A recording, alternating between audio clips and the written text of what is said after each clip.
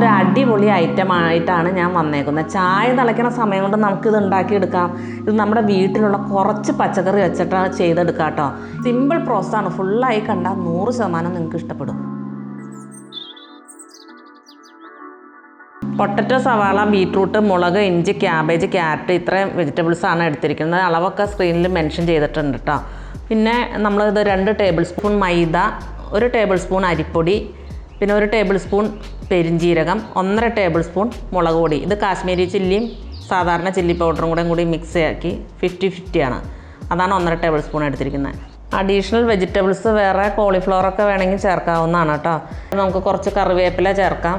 പിന്നെ മല്ലിയിലയുടെ സ്വാദ് ഇഷ്ടമുള്ളവർക്ക് കുറച്ച് മല്ലിയിലയും ചേർക്കാവുന്നതാണ്. ഇതിൽ വെള്ളം ഒട്ടും ചേർക്കാണ്ട് ഉപ്പ് ആവശ്യത്തിന് ഇട്ടിട്ട് ഒന്ന് നല്ല മിക്സാക്കി നമ്മൾ ചെറിയ ഒരു ബോളായിട്ട് എടുത്ത് പരിപ്പ് വടയുടെ പോലെ പരത്തിയിട്ട് ഫ്രൈ ചെയ്തെടുക്കുകയാണ് ചെയ്യണത്. നന്നായി ചൂടായ എണ്ണയിലേക്ക് ഇതെല്ലാം ഇട്ടിട്ട് പിന്നെ മീഡിയം ടു ലോ ഫ്ലെയിമിലേക്ക് ആക്കി മാറ്റണം.